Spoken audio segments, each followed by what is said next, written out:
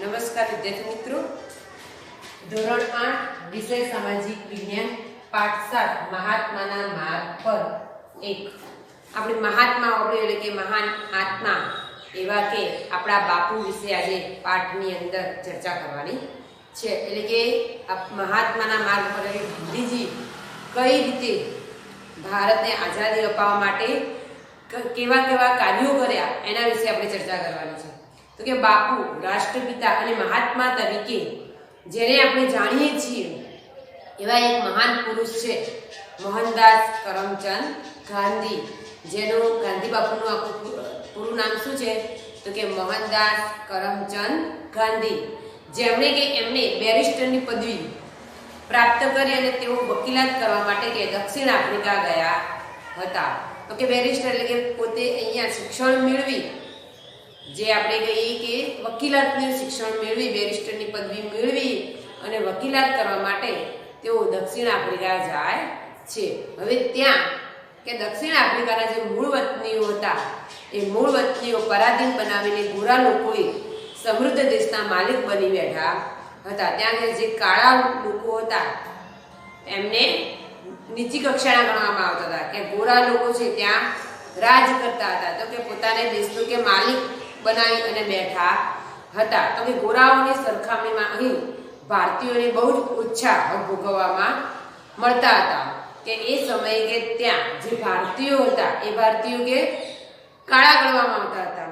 ત્યાંના કે જે ગોરા લોકો છે એ ભારતીયોને કે બહુ જ ઓછા કે હક આપતા હતા અને આ અન્યાય અને અપમાન સામે કે ગાંધીજીએ પડકાર કર્યો કે ગાંધીજી ત્યાં વકીલાત કરવા ગયા તો કે એમણે ત્યાં આ અન્યાય સામે કે પડકાર ફેંક્યો અને પોતાને થતા અન્યાય સામે કે સત્ય અને અહિંસાથી લડવાની અનોખી પદ્ધતિ તેમણે શોધી, જેનું નામ આપ્યું સત્યાગ્રહ। એમણે કઈ રીતે લડત લડી હતી તો કે સત્ય અને અહિંસાથી। કઈ રીતે લડત લડી હતી? સત્ય અને અહિંસાથી। જ્યારે ગાંધીજી કે સત્ય અને અહિંસાની પદ્ધતિથી કે લડત લડી એનું નામ આપ્યું એમને સત્યાગ્રહ। એટલે કે સત્યાગ્રહ એટલે શું તો કે સત્ય, સાચું અને અહિંસા એટલે કોઈ પણ હિંસા કર્યા વિના કે લડત લડવી એનું નામ સત્યાગ્રહ। તો કે આટલું જાણો તો કે ગાંધીજી ડર્બન કોટ જોવા ગયા હતા। ડર્બન છે એ દક્ષિણ આફ્રિકાની અંદર આવેલું છે। તો કે ગાંધીજી ત્યાં કે ડર્બન કોટની અંદર ગયા તો કે ત્યાં એમને ન્યાયાધીશે કીધું, ન્યાયાધીશે કે પાઘડી ઉતારવાનો હુકમ કર્યો કોર્ટની અંદર ગાંધી બાપુને।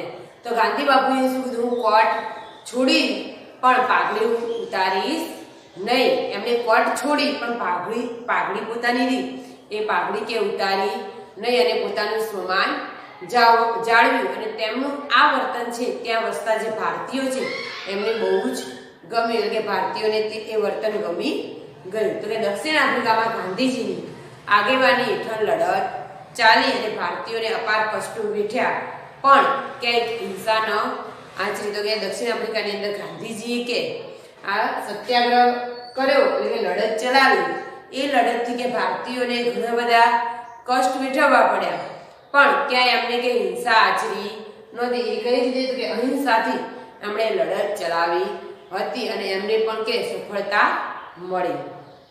આટલું જાણો ખાસ। ગાંધીજીનું પૂરું નામ હતું મોહનદાસ કરમચંદ ગાંધી। મોહનદાસ કરમચંદ ગાંધી। એમનો જન્મ તો કે 2-10-1869 2-10-1869 અને મૃત્યુ ક્યારે હતું તો કે એમનું મૃત્યુ 30-1-1948 30-1-1948। હવે એમના માતાનું નામ શું હતું તો કે માતાનું નામ પુતળીબાઈ અને પત્નીનું નામ ખ્યાલ છે ને? પત્નીનું નામ હતું કસ્તુરબા અને એમના રાજકીય ગુરુ, આ ખાસ ધ્યાન રાખજો કે ગાંધી બાપુના રાજકીય ગુરુ કોણ હતા અને રાજકીય સલાહો કોણ આપતું હતું તો ગોપાલ કૃષ્ણ ગોખલે।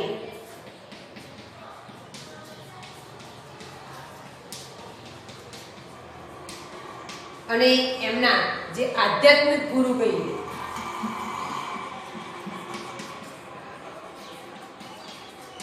આધ્યાત્મિક ગુરુ હતા શ્રીમદ રાજચંદ્ર. શ્રીમદ રાજચંદ્ર આ ખાસ ધ્યાન રાખજો. અને એમની સમાધિ છે દિલ્હી એટલે કે રાજઘાટ.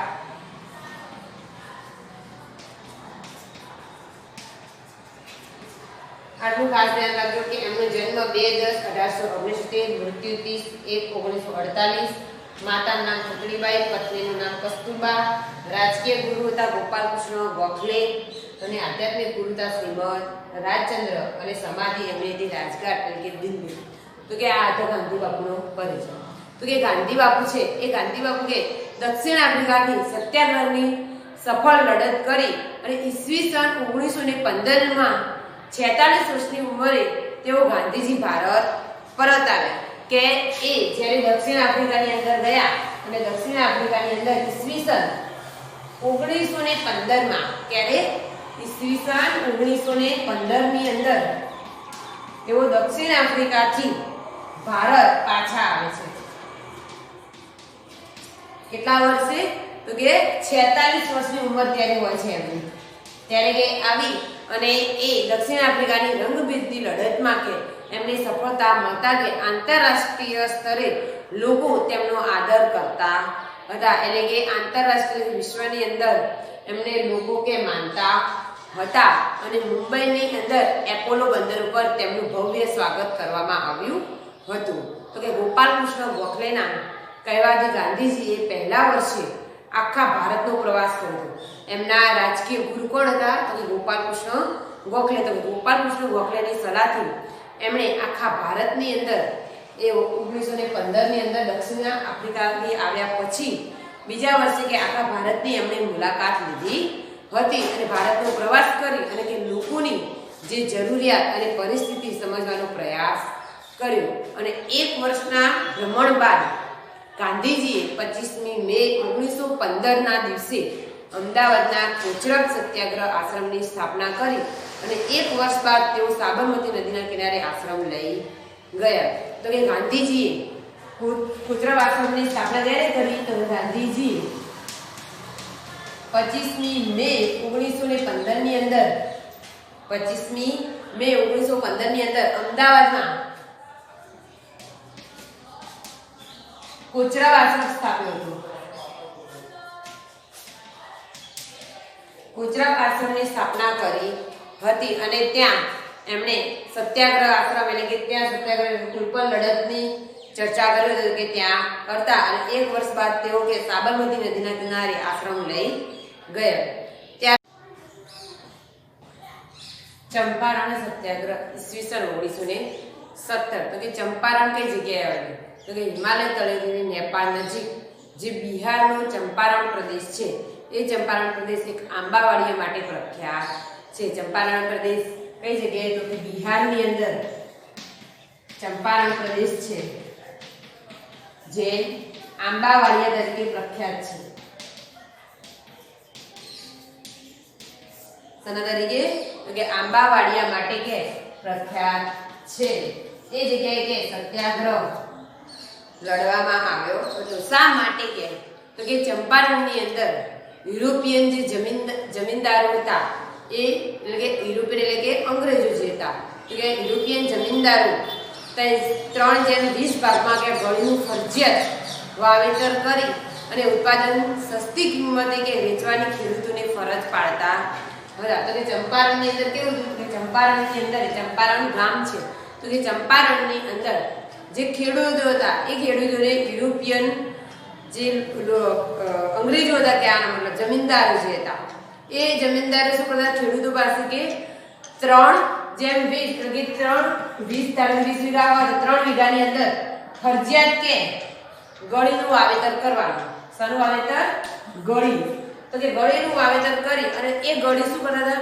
સસ્તી કિંમતે કે ખેડૂતો પાસેથી લઈ લેતા હતા. તો કે એવી ફરજ કે ખેડૂતો પાસેથી કરવામાં આવતી હતી. તો કે ત્યાં રાજકુમાર શુક્લના આગ્રહથી આ પ્રશ્નની તપાસ કરવાનું ગાંધીજીએ નક્કી કર્યું. ગાંધીજીને ખબર પડી કે ભાઈ બિહારની અંદર આ રીતે યુરોપિયન પ્રજાએ કે ખેડૂતોને પરેશાન કરે છે, ખેડૂતોને ફરજ પાડે છે, એટલે કે ત્યાં રાજકુમાર શુક્લના આગ્રહથી, એટલે કે રાજકુમાર શુક્લ જે હતા ગાંધીજી સાથે, તો એમના આગ્રહથી કે ગાંધીજીએ ત્યાં તપાસ કરવાનું નક્કી કર્યું. અને ત્યાં પહેલા ત્યાં એટલે કે ચંપારણ્ય પ્રદેશની અંદર મેજિસ્ટ્રેટ તેમને નોટિસ દ્વારા ચંપારણ જિલ્લો તાત્કાલિક છોડી દેવાનું ફરમાન કર્યું અને ગાંધીજીએ આ નોટિસનો અનાદર કર્યું. એટલે કે તપાસ શરૂ કરે.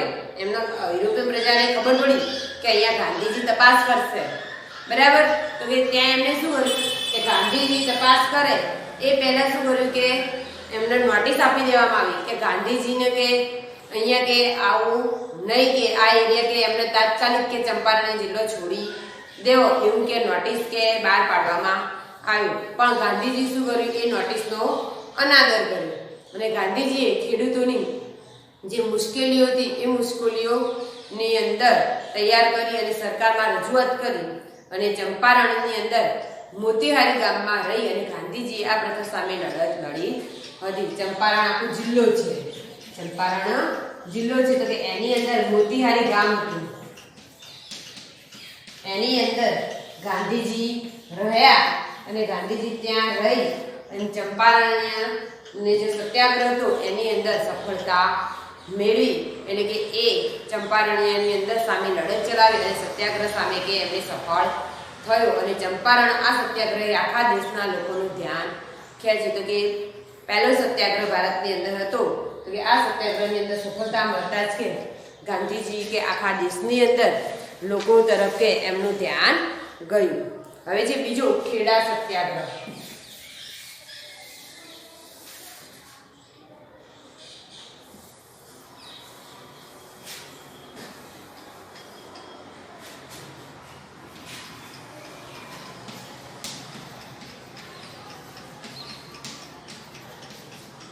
તો કે ખેડા સત્યાગ્રહ ઈસવીસન 1917 થી 18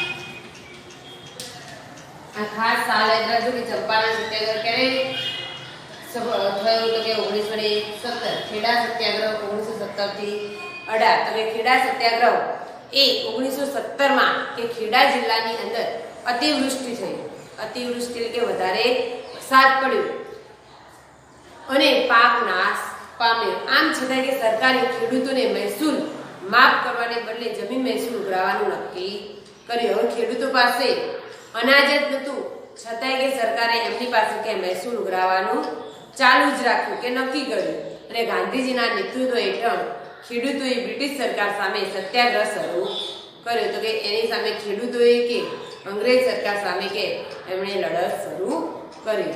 તો કે ગાંધીજીએ ખેડૂતોને કહ્યું કે સરકાર આપણી માંગણી ન સ્વીકારે તો આપણે મહેસૂલ ભરવાનું નથી. ગાંધીજીએ ખેડૂતને કીધું કે સરકારને આપણે રજૂઆત કરી છે, જો સરકાર આપણી માંગણી ન સ્વીકારે તો કે આપણે મહેસૂલ ભરવાનું નથી. અને ગાંધીજીની હાકલને માન આપી અને સરદાર વલ્લભભાઈ પટેલે પોતાની વકીલાત છોડી અને આંદોલનમાં ઝંપલાવ્યું.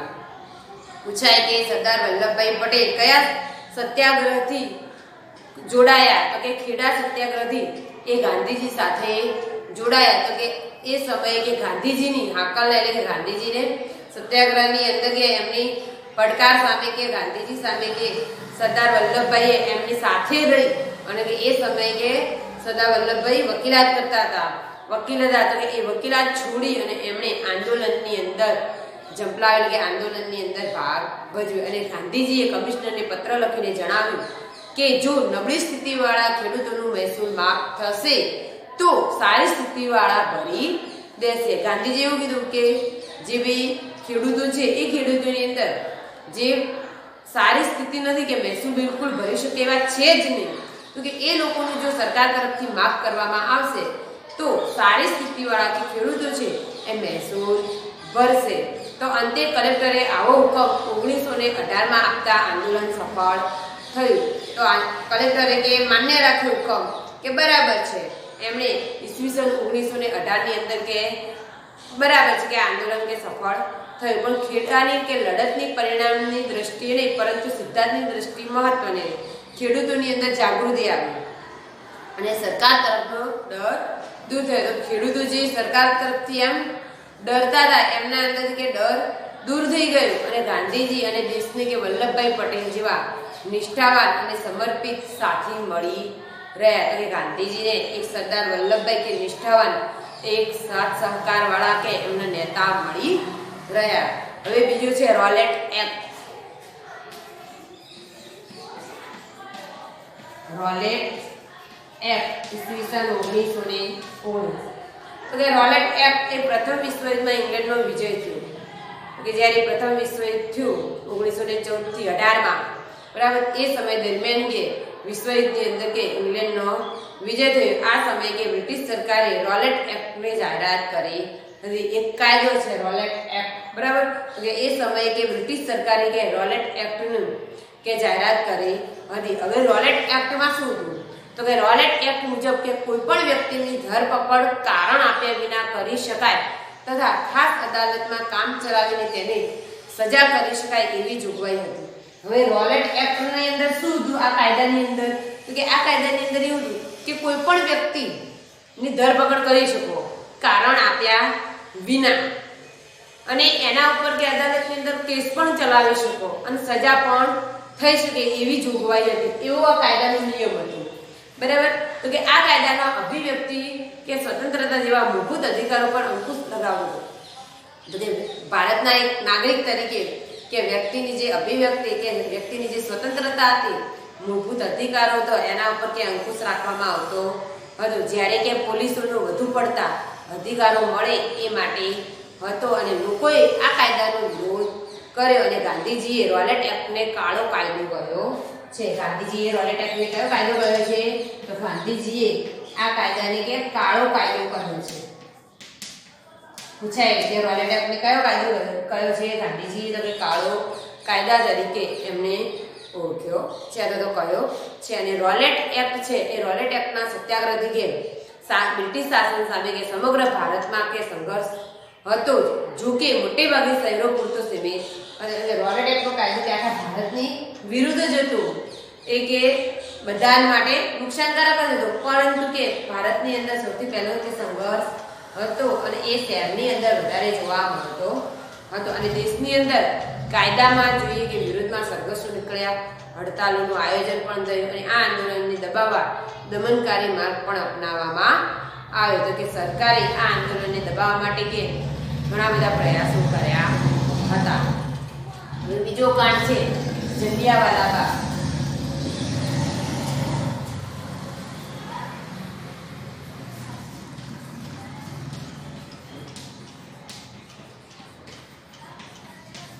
જલિયાવાલા બાગનો હત્યાકાંડ ઈસવીસન 1919. તો કે રોલેટ એક્ટના વિરુદ્ધની અંદર 30મી માર્ચ 6 એપ્રિલ 1919 ના રોજ પંજાબમાં લોકોએ હડતાળ પાડી. ક્યારે? તો કે રોલેટ એક્ટ તો એની વિરુદ્ધની અંદર કે 30મી માર્ચ અને 6 એપ્રિલ 1919 ની અંદર જલિયાવાલા કઈ જગ્યાએ? તો કે પંજાબ. તો કે પંજાબની અંદર કે હડતાળ પાડવામાં આવી અને અમૃતસરની પરિસ્થિતિ અંકુશ બહાર છે. તો કે પંજાબની અંદર અમૃતસર છે, અમૃતસરમાં જલિયાવાલા બાગ આવેલો છે. તો કે અમૃતસરની અંદર પરિસ્થિતિ કે અંકુશ બહાર રહી. તેમ છતાંય કે લશ્કરને હવાલે કરવામાં આવ્યું અને 13 એપ્રિલ વૈશાખીના દિવસે, ક્યારે? 13મી એપ્રિલ, ખાસ ધ્યાન રાખજો, 13મી એપ્રિલ વૈશાખીના દિવસે કે જલિયાવાલા બાગમાં કે શહીદોને અંજલિ આપવા અને પોતાના પ્યારા નેતાઓ હતા ડોક્ટર સત્યપાલ અને ડોક્ટર કિચુલીની ધરપકડનો વિરોધ કરવા એક સભાનું આયોજન કરવામાં આવ્યું હતું. તો કે આપણા ભારતીયો તરફથી કે 13મી એપ્રિલ વૈશાખીના દિવસે કે જલિયાવાલા બાગમાં કે જે શહીદો અંજલિ આપવા અને શ્રદ્ધાંજલિ આપવા માટે કે ભારતીયો ભેગા થયા હતા. તો કે એમને આપવા માટે અને કે બે નેતાઓ હતા ડોક્ટર સત્યપાલ અને ડોક્ટર કિચુલીની ધરપકડના વિરોધમાં કે એક સભાનું આયોજન કરવામાં આવ્યું હતું, જેમાં અંદાજે કે 10,000 લોકો એકઠા થયા હતા. કેટલા? 10,000 લોકો કે આ સભાની અંદર આવ્યા હતા. અને આ સભામાં શાંત અને નિશસ્ત્ર બેઠેલા કે ભારતીયો ઉપર જનરલ ડાયરે કોઈ પણ ચેતવણી આપ્યા વિના જ કે એમની સામે ગોળીબારનો હુકમ આપે. તો કે એ સમયે જ્યાં 10,000 લોકો જે જલિયાવાલા બાગની અંદર બેઠા હતા, એ સમયે કે જે જનરલ ડાયર હતા, જે અંગ્રેજ અધિકારી હતો જનરલ ડાયર, તો કે એને શું કર્યું? ભારતીયોને કે કોઈ પણ ચેતવણી કે કોઈ પણ સૂચના આપ્યા વિના જ એમને સીધો જ ગોળીબારનો કે હુકમ આપ્યો. અને આ જગ્યામાં કે જવા આવવા માટે માત્ર એક સાંકડું જ દ્વાર હતું. તો કે જે સભા હતી, સભાની અંદર જવા માટે કે સાંકડો જ દરવાજો હતો અને એની ફરતે કે ઊંચી દિવાલ હતી. તો કે પ્રવેશ દ્વારથી સૈનિકોને ગોળીબાર શરૂ કર્યો. તો કે પ્રવેશ દ્વારથી જ કે અંગ્રેજોના જે સૈનિકો હતા એમને કે ગોળીબાર શરૂ કર્યો. અને એ ગોળીબાર કે દારૂગોળો કે ખલાસ થયો ત્યારે જ અટક્યો. અને કે સતત જ એમને ગોળીબાર ચાલુ, જ્યાં સુધી કે એમની ગોળીઓ ચાલી ત્યાં સુધી એમની પાસે જેટલું દારૂગોળો હતો ત્યાં સુધી એમણે કે ગોળીબાર ચાલુ જ રાખ્યો. તો કે એક સરકારી આંકડા મુજબ જોઈએ કે 379 લોકો મૃત્યુ પામ્યા અને 1200 ઘાયલ થયા. પરંતુ કે ખરેખર આ સંખ્યા વધારે હતી તેમ માનવામાં આવે છે કે આનાથી પણ વધારે લોકો મરી ગયા હતા. અને આ ઘટનાથી ગાંધીજી હવે બ્રિટિશ ન્યાય અને નિષ્ઠામાં લેશ માત્ર વિશ્વાસ રહ્યો નહીં. તો કે ગાંધીજીને આ ઘટના બાદ કે જલિયાવાલા બાગના હત્યાકાંડ બાદ ગાંધીજીને કે બ્રિટિશો ઉપર કે વિશ્વાસ રહ્યો નહીં હતો, તો અંગ્રેજો ઉપર એમને વિશ્વાસ રહ્યો નહોતો. આપણા બુકની અંદર પણ ફોટોગ્રાફ આપેલો જ છે જલિયાવાલા બાગનો, કે લોકો છે એ દિવાલો પર બનેલી ગોળીના નિશાનો પણ આપવામાં આવેલા છે. તે ઊંચી દિવાલ છે, એટલે કે દિવાલ સુધીને પણ લોકો જઈ શકે એવા નહોતા. જે દ્વાર હતું પણ કેવું હતું? સાંકડું હતું. અને ત્યાં જ કે અંગ્રેજોના સૈનિકો કે ગોળીબાર કરી રહ્યા હતા. આના કારણે કે ભારતીયોની સંખ્યા કે ઘણી બધી મૃત્યુ પામી હતી. હવે છે આટલું જાણવું. તો કે નાઇટહુડ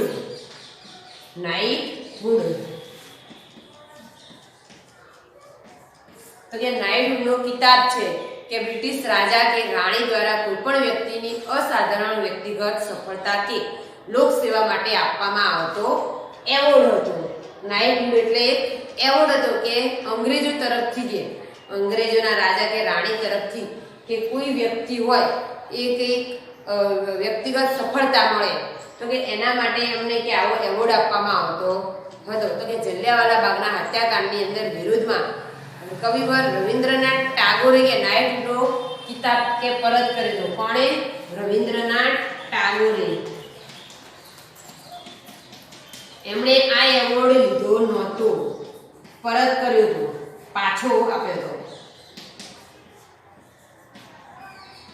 બરાબર કે નાઇટહુડનો કિતાબ કોણે સ્વીકાર્યો નહોતો? તો કે રવિન્દ્રનાથ ટાગોર. કેમ? તો કે જલિયાવાલા બાગના હત્યાકાંડની વિરોધમાં એમણે આ એવોર્ડ અંગ્રેજ તરફથી સ્વીકાર્યો નહોતો. તો કે રોલેટ એક્ટ એ સત્યાગ્રહ કરી અને લોકોની અંદર કે હિન્દુ મુસ્લિમ એકતા કે મજબૂત કરવા પ્રયાસ કર્યા. કે રોલેટ એક્ટના સત્યાગ્રહમાં કે સત્યાગ્રહ દરમિયાન કે લોકોએ કે જે હિન્દુ મુસ્લિમ લોકો હતા એ એક થઈ અને મજબૂત બન્યા. અને ગાંધીજી ઈચ્છતા હતા કે હિન્દુ અને મુસલમાન કોઈ પણ ન્યાયપૂર્ણ ઉદ્દેશ માટે એકબીજાને સમર્થન આપે. તો ગાંધીજી બોલ કે હિન્દુ મુસ્લિમ એક થઈ અને આપણે કે ન્યાય માટે લડી. હવે છે ખિલાફત આંદોલન.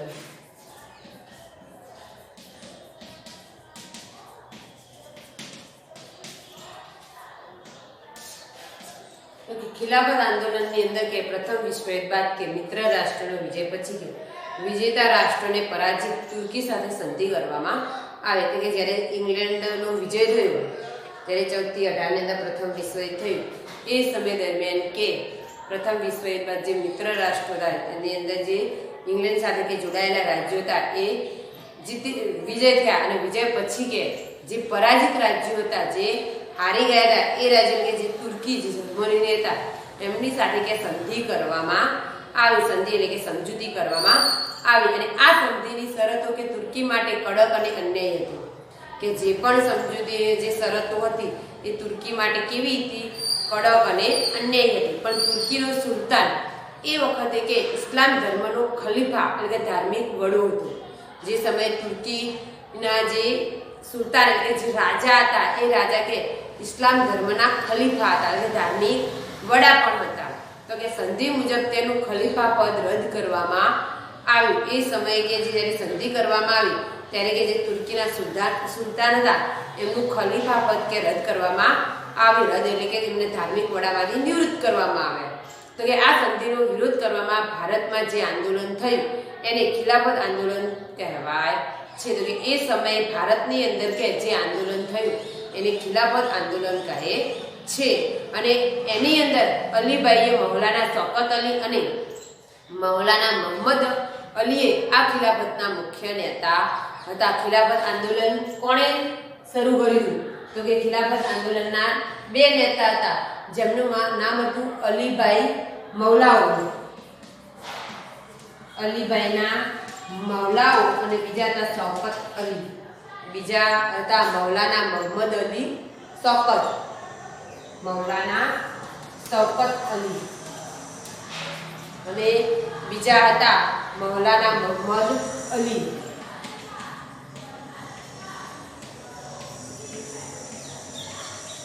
આ અલીભાઈઓ હતા કે મૌલાના શૌકત અલી અને મૌલાના મોહમ્મદ અલીએ કે અમને કે ખિલાફત આંદોલનની શરૂઆત કરી હતી અને એમને કે ગાંધીજીનું સમર્થન આપતા કોંગ્રેસે આગ્રહ કર્યો કે પંજાબમાં થયેલા અત્યાચારો અને ખિલાફત બાબતે વિરોધ કરવા મળીને અભિયાન ચલાવી અને સ્વરાજની માંગ કરી. તો કે એ સમયે કે પંજાબની અંદર જે કે જલિયાવાલા બાગનું હત્યાકાંડ થયું એ અને કે આ ખિલાફત આંદોલન સામે કે લોકોએ કે એનો વિરોધ કરવા માટે કે અભિયાન ચલાવ્યું અને લોકોએ કે સ્વરાજ્યની માંગણી કરી. હવે બીજું છે અસહકારનું આંદોલન.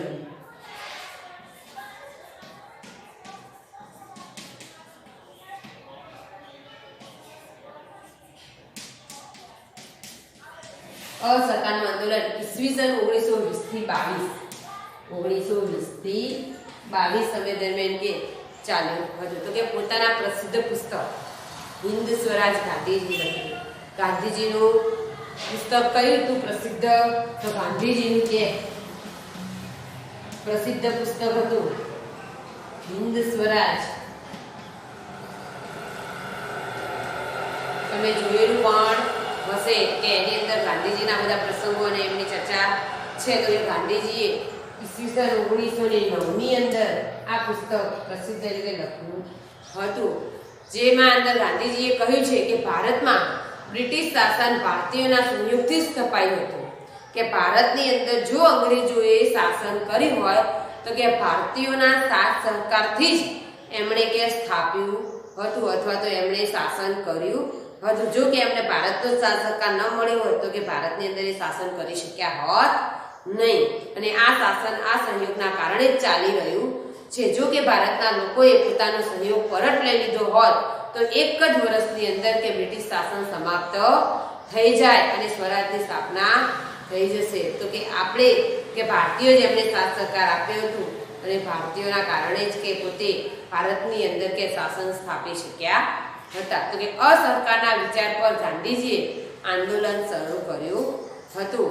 જેના મુખ્ય બે પાસા હતા. પહેલું પાસું હતું કે જે સરકારી નોકરીઓ, ધારાસભાઓ, પછી સરકારી શિક્ષણ સંસ્થાઓ, જે કિતાબો, વિદેશી કાપડ અને માલનો બહિષ્કાર કરવો. તો કે ગાંધીજીએ અસહકારની અંદર બે પાસા પાડ્યા. અસહકારના બે વિચાર હતા. કયા કયા? તો કે અસહકારના બે પાસા હતા કે કઈ રીતે લડત ચલાવવી. બરાબર. તો કે એમણે પહેલા પાસાની અંદર એમણે શું કર્યું કે જે સરકારી નોકરીઓ હતા, પછી ધારાસભાઓ, સરકારી શિક્ષણ ખાતાના જે સંસ્થાઓ હતી, કિતાબો, વિદેશી કાપડ, માલનો બહિષ્કાર કરવો કે આ બધા જ્યારે રચનાત્મક પાસાઓ હતા. કેવા હતા? રચનાત્મક પાસા. બીજું હતું કે એમણે જ્યારે રચનાત્મક પાસાની અંદર ખાદી, અસ્પૃશ્યતા નિવારણ, હિન્દુ મુસ્લિમ એકતા, દારૂબંધી, સ્વદેશી અને રાષ્ટ્રીય શિક્ષણનો પ્રચાર કરવાનો હતો. રચનાત્મક અને પહેલું જોઈએ કે જેને આપણે પહેલા પાસાની અંદર જોઈએ કે આપણે તરફની પાસું કહીએ કે આપણે શું કરવું જોઈએ અંગ્રેજ સરકારની વિરુદ્ધ. તો કે એમણે કહ્યું કે અસ્પૃશ્યતા નિવારણ એટલે કે કોઈ પણ ભેદભાવ રાખવો નહીં, હિન્દુ મુસ્લિમ એકતા સ્થાપવી, દારૂબંધી, સ્વદેશી અને રાષ્ટ્રીય શિક્ષણનો પ્રચાર કરવાનો હતો કે દારૂબંધી કરવું અને સ્વદેશી અપનાવવું. તો કે આના કારણે કે અસહકારની આંદોલનની શરૂઆતમાં મહાત્મા ગાંધીજીએ કૈસર હિંદની ઉપાધિ ત્યાગી હતી અને ઈસવીસન 1922 અને 21માં આ આંદોલનને વધુ ગતિ મળી. તો કે અસહકારના આંદોલનથી ગાંધીજીએ કઈ ઉપાધિનો ત્યાગ કર્યો હતો? કઈ ઉપાધિ ત્યાગી હતી? તો કે કૈસર હિંદની. એમને કે એવોર્ડ આપવામાં આવ્યો કૈસર હિંદનો, બરાબર, પણ એમને આ ઉપાધિ ત્યાગી હતી. ઈસવીસન 1921-22 અંદર કે જ્યારે આંદોલન થયું એ આંદોલનને કે વેગ મળ્યો. ગાંધીજીએ આવો કે કિતાબોનો પણ ત્યાગ કર્યો હતો અને વિદ્યાર્થીઓની અંદર જોઈએ તો વિદ્યાર્થીઓ શાળા અને કોલેજો પણ છોડી દીધી.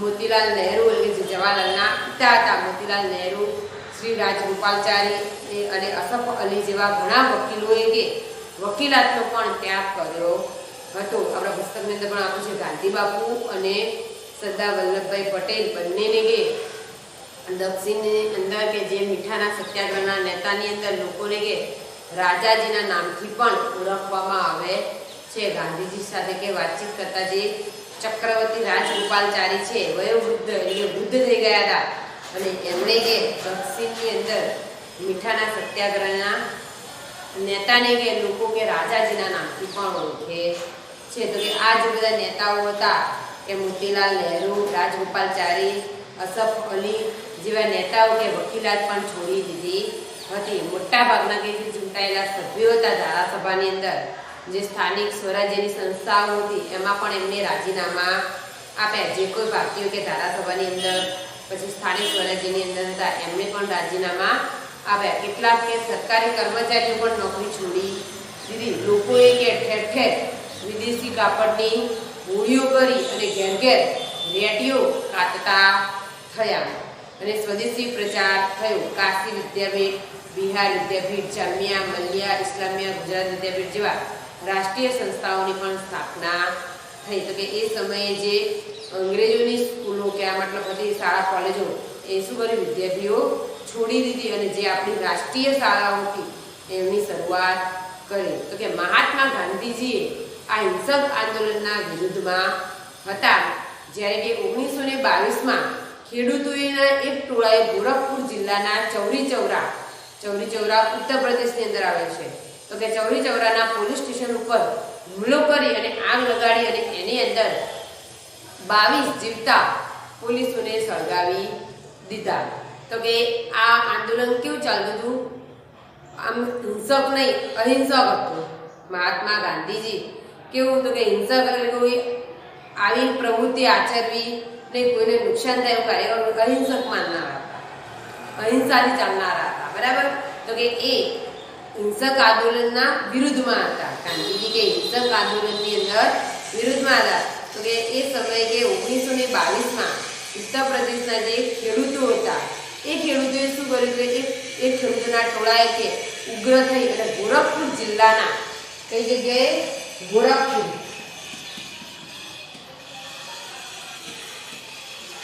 ઉત્તર પ્રદેશની અંદર આવેલું.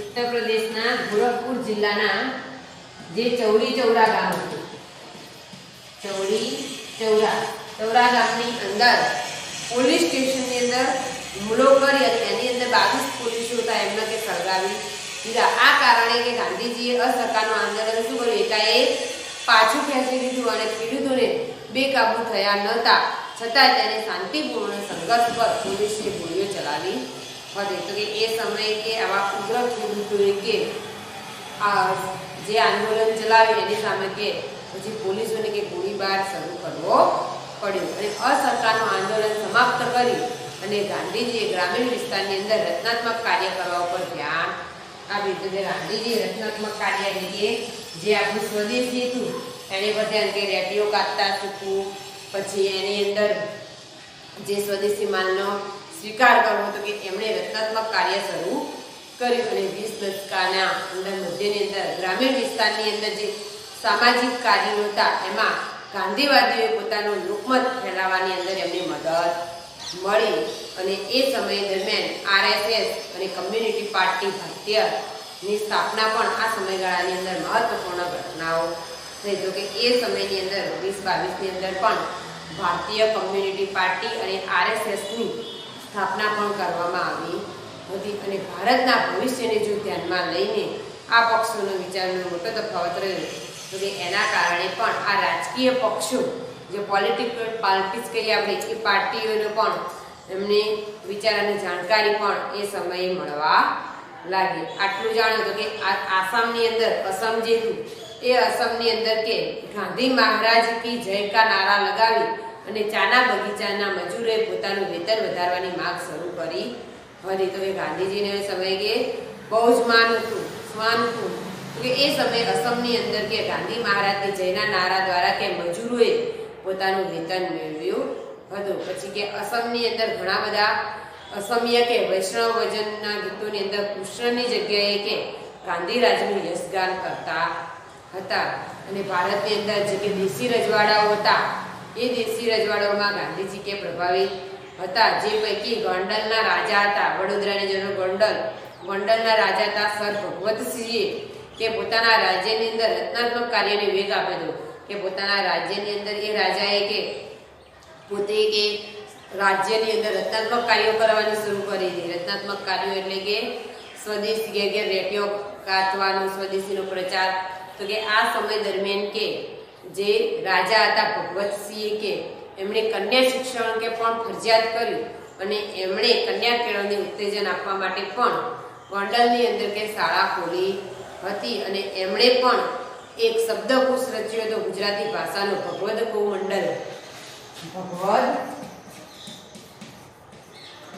ગૌમંડલની રચના કોણે કરી હતી? કે એમની રચના રાજા હતા રાજા સર ભગવતસિંહે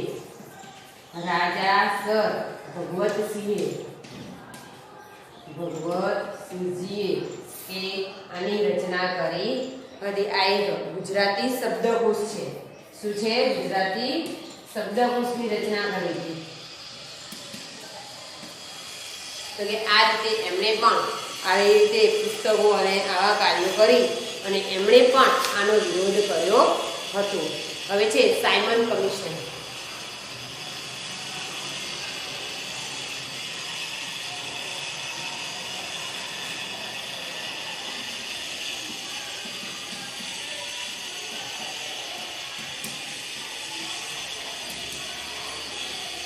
તો કે સાયમન કમિશન 1927. તો કે ઇંગ્લેન્ડમાં બેઠેલી બ્રિટિશ સરકારે કે સાયમનની અધ્યક્ષતાની અંદર એક કમિશન ભારત કેમ મોકલી? સાયમન કમિશનની અંદર વિરોધ કરવાના કે સાયમન કમિશન એ અંગ્રેજો તરફથી 1927ની અંદર તો કે ઇંગ્લેન્ડની અંદર બેઠેલી જે અંગ્રેજ સરકાર હતી એમણે સાયમનની અધ્યક્ષતામાં એક કમિશન કે ભારતની અંદર મોકલ્યું. આ આયોગે ભારતના રાજકીય જીવનમાં ભવિષ્યનો નિર્ણય કરવાનો. તો આ આયોગ એટલે કે જે લોકોને મોકલ્યા હતા એમને કે ભારતની અંદર કઈ રીતે રાજકીય કાર્ય કરવા એના ભવિષ્યનો કે નિર્ણય કરવા કે એમણે એ કમિશનને કે મોકલ્યું હતું. તો કે આ કમિશનમાં એક પણ ભારતીય પ્રતિનિધિ નહોતો. સાયમન કમિશનની અંદર જે એમને અંગ્રેજોએ કે જે લોકો મોકલ્યા એની અંદર કે એક પણ ભારતીય હતો નહીં. આ નિર્ણયથી કે ભારતીયોની અંદર ખૂબ જ અસંતોષ થયો અને બધા જ કે રાજકીય સંગઠનોએ સાયમન કમિશનનો બહિષ્કાર કરવાનો નિર્ણય કર્યો. તો કે એના કારણે કે જે ભારતની અંદર રાજકીય સંગઠનો હતા જેમ કે આરએસએસ કમ્યુનિટી પાર્ટી તો કે એમણે એનો વિરોધ કર્યો અને આ કમિશનના સભ્યો ભારત પહોંચ્યા ત્યારે તેના વિરુદ્ધના પ્રદેશથી તેમનું સ્વાગત કરવામાં આવ્યું. એવું ખબર પડી ભાઈ ઇંગ્લેન્ડથી કે ભારતીયો કે ભારતના કમિશન માટે આવે છે તો કે એમનું સ્વાગત કે એમના વિરોધની અંદર કરવામાં આવ્યું હતું અને પ્રદર્શનકારીઓનો વિરોધ હતો સાયમન ગો બેક દ્વારા કે એમનું સ્વાગત કરવામાં આવ્યું. હવે બીજું છે બારડોલી સત્યાગ્રહ.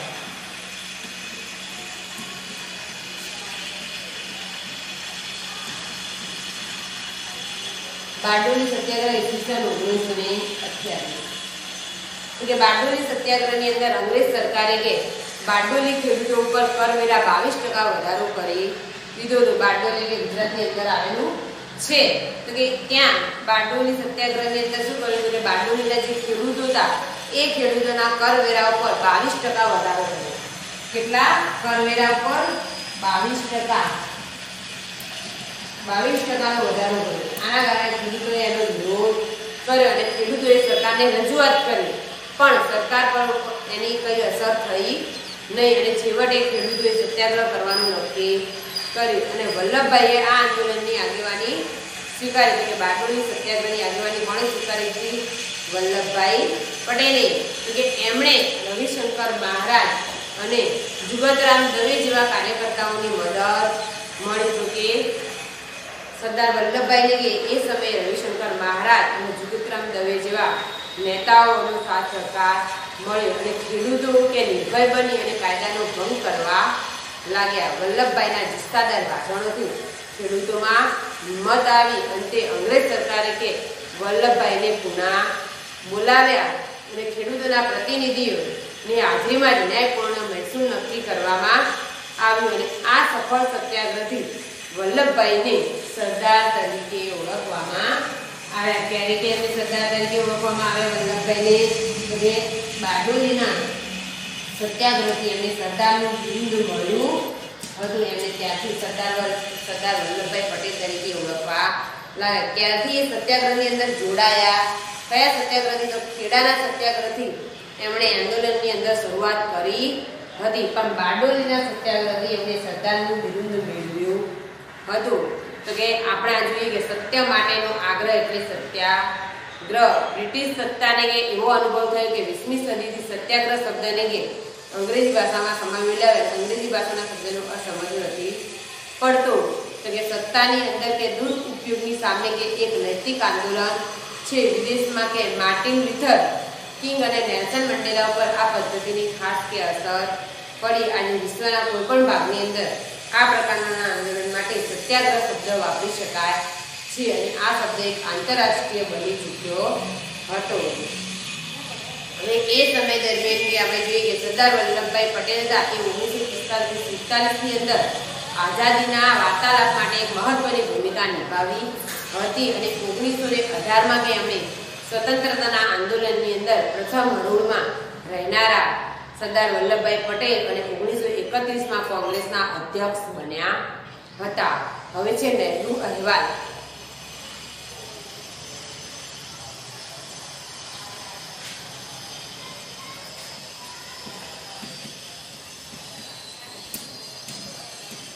નહેરુ અહેવાલ એટલે કે એ સમય દરમિયાન કે 1928ની અંદર મોતીલાલ નહેરુ જે જવાહરલાલ નહેરુના પિતા હતા, તો કે એમને ભારતના બધા જ રાજકીય પક્ષોના પ્રતિનિધિઓની બનેલી એક સર્વપક્ષીય પરિષદ ફેબ્રુઆરી 1928ના દિલ્હી ખાતે મળી. તો કે આ બધા જે આપણા રાજકીય પક્ષો હતા ભારતીયોની અંદર એમની કે બેઠક દિલ્હીની અંદર ફેબ્રુઆરી મહિનામાં થઈ હતી. તેમણે કે ભારતનું બંધારણ ઘડવા ઈસવીસન 1928 ની અંદર કે ભારતનું બંધારણ ઘડવા માટે કે મોતીલાલ નહેરુના અધ્યક્ષ પદે એક સમિતિ નિમી. અધ્યક્ષ તરીકે કોને રાખ્યા હતા? મોતીલાલ નહેરુને. તેમણે કે બધા જ પક્ષોને કે અનુકૂળ આવે તેવો બંધારણીય મુસદ્દો તૈયાર કર્યો. બંધારણીય મુસદ્દો એટલે કે બંધારણના નિયમો તૈયાર કર્યા, જેને કે નહેરુ અહેવાલ તરીકે જાણીતો છે. પણ એની અંદર કે મુસ્લિમ લીગની અસંમતિના કારણે સરકારે તેનો અસ્વીકાર કર્યો. એમાં કે કોઈ મુસ્લિમ કાર્યકર્તા હતા નહીં. મુસ્લિમ લીગની કે અસંમતિ હતી, એના કારણે કે સરકારે કે આ મુસદ્દો કે રદ કર્યો. પછી જે બીજું પૂર્ણ સ્વરાજ્યનો ઠરાવ.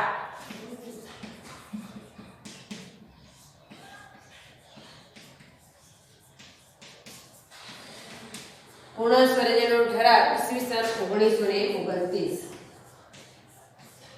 તો કે આ સમયની અંદર નહેરુ રિપોર્ટ અનુસાર સંસ્થાનિક સ્વરાજ્યને મુદ્દે ઊભી થયેલા વિવાદને ઉકેલવા માટે સરકારે અપાયેલી મુદત પૂરી થતી હોવાથી કોંગ્રેસે કે લાહોર મુકામે જવાહરલાલ નહેરુની અધ્યક્ષતાની અંદર અધિવેશન બોલાવ્યું. તો કે જે નહેરુ અહેવાલ હતો એ નહેરુ અહેવાલનો શું અસ્વીકાર થયો? તો કે એના અનુસાર કે જે સંસ્થાની કે સ્વરાજ્યની સંસ્થાઓ હતી એની અંદર કે જવાહરલાલ નહેરુને કે અધ્યક્ષ તરીકે રાખવામાં આવ્યા અને સરકારનો કોઈ પ્રતિસાદ ન મળતા રાવી નદીના તટે મળેલા અધિવેશને પૂર્ણ સ્વરાજ અંગેનો ઠરાવ પસાર કર્યો. એ સમયે કે સરકારનો પણ કોઈ સાથ સહકાર મળ્યો નહીં. તો એ સમય દરમિયાન કે એમને રાવી નદીના તટે એટલે કે ત્યાં એમણે પૂર્ણ સ્વરાજ અંગેનો કે ઠરાવ પસાર કર્યો. ત્યારબાદ 26 જાન્યુઆરી 1930ના રોજ કે એ 26 જાન્યુઆરી 1930ના રોજ કે આ કોંગ્રેસ સ્વતંત્રતાના સોગંદ લીધા અને આ બનાવની યાદમાં સ્વતંત્ર ભારતના બંધારણે પણ એ જ તારીખે અમલમાં મૂકવામાં આવ્યું છે. તો કે અહીંયાથી આ જ દિવસે કીધું કે ભાઈ અમારે પૂર્ણ સ્વરાજનો ઠરાવ એટલે કાયદો પસાર કર્યો. તો કે આ દિવસને કે ભારતની અંદર કે ભારત જ્યારે સ્વતંત્ર થયું તો કે ભારતનું બંધારણ આપણે કઈ ક્યારે સ્વીકાર્યું કે 26 જાન્યુઆરી 1950ના દિવસે સ્વીકાર્યું. તો કે એ સમય દરમિયાન સાલ અલગ પણ આ જ દિવસે કે બંધારણનો અમલ મૂકવામાં આવ્યો હતો. આટલું જાણો કે મહાત્મા ગાંધી ઈસવીસન 1924માં બેલગાંવ કોંગ્રેસ અધિવેશનના એક જ વખત કે પ્રમુખ બન્યા હતા, જ્યારે સરદાર વલ્લભભાઈ 1931ની અંદર કોંગ્રેસના અધ્યક્ષ રહ્યા હતા. અહીંયા આજે આપણે પાઠની સમજૂતી પૂરી થાય. ટૂંક નોંધોની સમજૂતી જોઈએ તો પહેલી છે ખેડા સત્યાગ્રહ.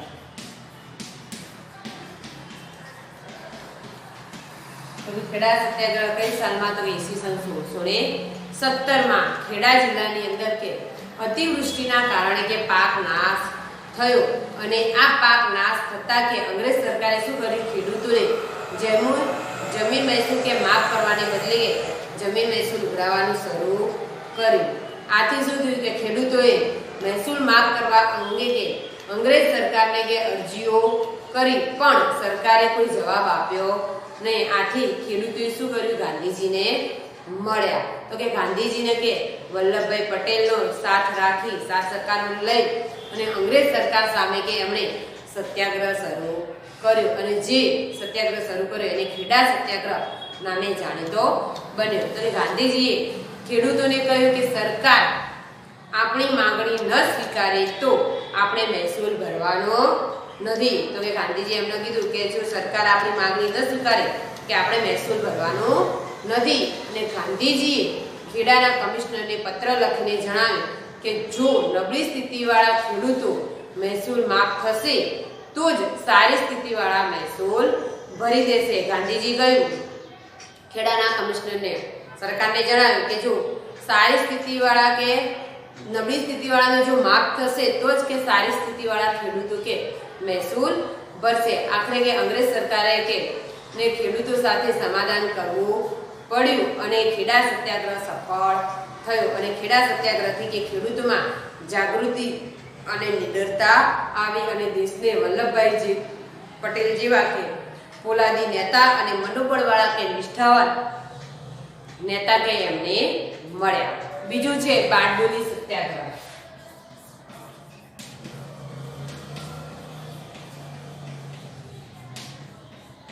જે 1928ની અંદર કે અંગ્રેજ સરકારે કે સુરત જિલ્લાના બારડોલી તાલુકાની અંદર જમીન મહેસૂલમાં 22% વધારો કર્યો. ત્યારે ઈસવીસન 1928ની અંદર કે અંગ્રેજ સરકારે સુરત જિલ્લાનો જે બારડોલી છે એ બારડોલી તાલુકાની અંદર જમીન મહેસૂલની અંદર 22%નો વધારો કર્યો. આ મહેસૂલ કે વધારે અન્યાય અને કસમયનું હતું, એમ કે અન્યાય જ હતું અને ખેડૂતો કે મહેસૂલ વધારો કે મોકૂફ રાખવા અંગ્રેજ સરકાર સમક્ષ રજૂઆત કરી, પરંતુ અંગ્રેજ સરકારે એમનો કોઈ જવાબ આપ્યો નહીં. તો કે આના કારણે ખેડૂતોએ શું કર્યું? સત્યાગ્રહ શરૂ કરવાનું નક્કી કર્યું અને વલ્લભભાઈ પટેલને કે સત્યાગ્રહનું નેતૃત્વ સ્વીકાર્યું. કે સત્યાગ્રહનું નેતૃત્વ કોણે સ્વીકાર્યું હતું? વલ્લભભાઈ પટેલે. અને તેમણે કે ખેડૂતોને અંગ્રેજ સરકાર સામે ના કરની લડત ચલાવવાની હાકલ કરી. તો કે આ સત્યાગ્રહમાં રવિશંકર મહારાજ અને જુગતરામ દવે જેવા કે કાર્યકર્તાઓને સરદાર વલ્લભભાઈને કે મદદ મળી અને સરદાર વલ્લભભાઈ પટેલના કે જુસ્સાદાર ભાષણોથી ખેડૂતોની અંદર હિંમત આવી અને ખેડૂતો કેવા બન્યા? નિર્ભય બની અને કાયદાનો ભંગ કરવા માટે કે તેઓ મક્કમ રહ્યા અને તેમણે મહેસૂલ ભર્યું નહીં. તો કે છેવટે અંગ્રેજ સરકારે કે વલ્લભભાઈ પટેલને પુના બોલાવ્યા અને ખેડૂતોના પ્રતિનિધિઓની હાજરીમાં જ ન્યાયપૂર્ણ મહેસૂલ નક્કી કરવામાં આવ્યો, એટલે કે મહેસૂલની અંદર ઘટાડો કરવામાં આવ્યો. આમ બારડોલી સત્યાગ્રહ શું થયો? સફળ થયો અને એને સફળતા મળી. ત્યારથી કે ગુજરાતની અંદર લોકોએ વલ્લભભાઈ પટેલને સરદારનું બિરુદ આપ્યું હતું. તો કે તેથી ગુજરાતની અંદર વલ્લભભાઈ પટેલને કે સરદારનું બિરુદ આપ્યું અને બારડોલીની અંદર સરદાર પછી કે સમગ્ર ભારતની અંદર એ સરદાર તરીકે ઓળખવા લાગ્યા.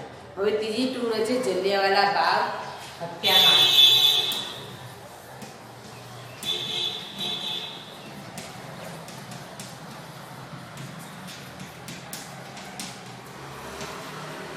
તો કે જલિયાવાલા બાગનું હત્યાકાંડ કે બ્રિટિશ સરકારના દમનની અંદર મૃત્યુ પામેલા જે શહીદો હતા, જે બ્રિટિશ સરકારના દમનની અંદર કે એમના અત્યાચારથી કે જે મૃત્યુ આપણા ભારતીયો પામ્યા હતા, એમને કે શ્રદ્ધાંજલિ આપવા માટે કે અને પોતાના જે પ્રિય નેતાઓ હતા ડૉક્ટર સત્યપાલ અને ડૉક્ટર કિચલુની ધરપકડનો વિરોધ માટે કે અમૃતસરની અંદર જલિયાવાલા બાગમાં કે 13 એપ્રિલ ઈસવીસન 1919 ત્યારે 13 એપ્રિલ 1919 ની અંદર વૈશાખના દિવસે એક સભા રાખવામાં આવી, એટલે કે સભા ભરાઈ.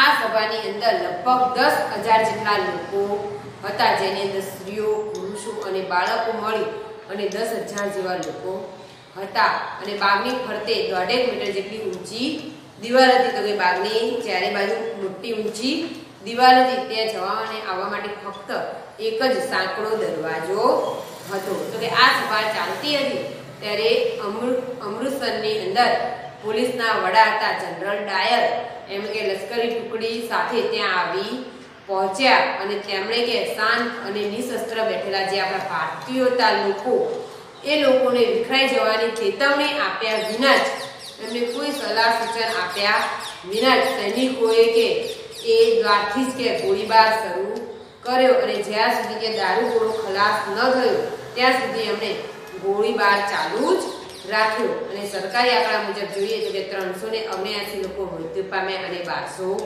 ઘાયલ થયા, પરંતુ આ સંખ્યા ઘણી વધારે હતી. અને આ હત્યાકાંડના સમાચારથી આખા દેશની અંદર અમાનુષ અત્યાચાર આચરનાર બ્રિટિશ સરકાર સામે સત્યાગ્રહ કરવા લોકો કટિબદ્ધ થયા. તો કે બધા જ લોકોએ કે ભારતની અંદર અંગ્રેજ સામે વિરોધ કર્યો અને આ ઘટનાથી ગાંધીજી કે બ્રિટિશ સરકાર ઉપર એમને ન્યાય અને નિષ્ઠાની અંદર લેશ માત્ર વિશ્વાસ રહ્યો નહીં. એમને થોડો પણ બ્રિટિશ સરકાર સામે કે એમણે વિશ્વાસ રહ્યો નહીં. અહીંયા આજે આપણે પાઠ પૂરો થાય.